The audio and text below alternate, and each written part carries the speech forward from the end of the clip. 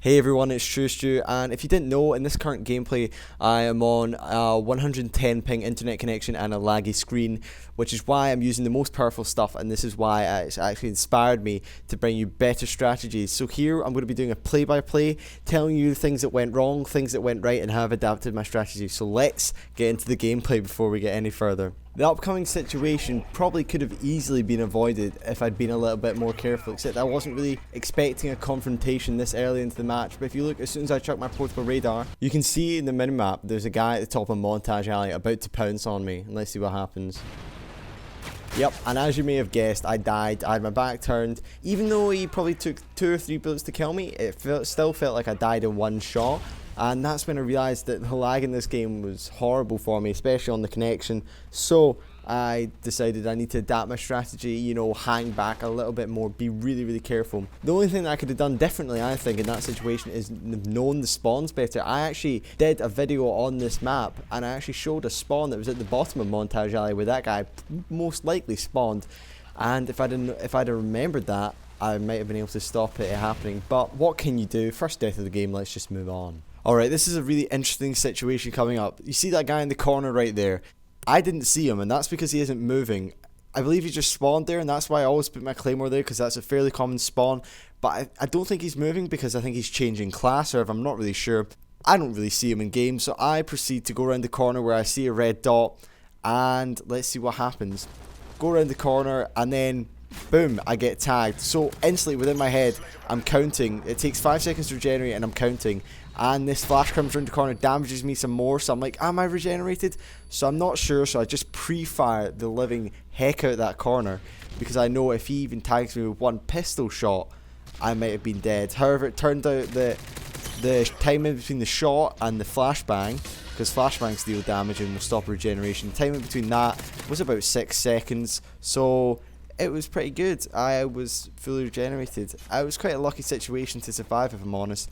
So after that series of fortunate events, I decided to take it a little bit more passive than I usually do. Usually I like to push out and kill the guys that are spawning fairly quickly, but I knew because my internet was bad, that wasn't a good idea. And right here, I heard a guy coming up to my right, so because I knew my right side was open, I dropped shot just to, you know, get the advantages into my favour. And it works out for me. And also here, when I go to re-peek the guy, instead of going to the same place, I just flank around the rock pillar and get him. And it might have made a difference, it might not have. But coming up here is a little situation that could have made a big difference. Okay, so I decided to go and check the well spawns, and lo and behold, I discovered 2 people. Now the guy I'm shooting at, where is he looking? He's looking down towards the tree stump away from me, and there's another guy over by the well entrance. He's looking towards me, so I decided to switch targets at the last second and get him before he starts to shoot at me.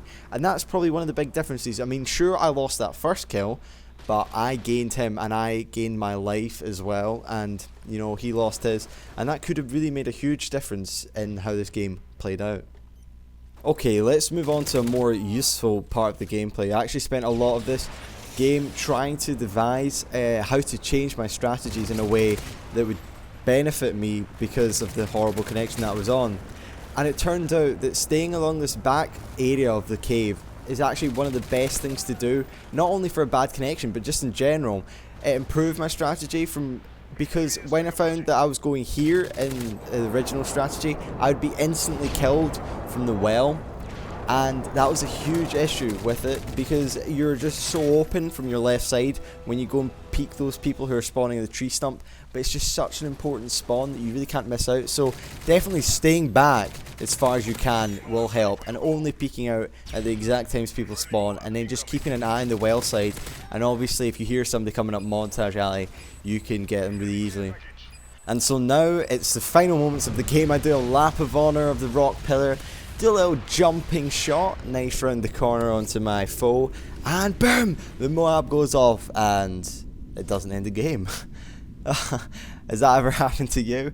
Some people ask me if that happens, and it does happen too much. I don't know why. Maybe because a lot of people die at the end and don't get killed by the Moab.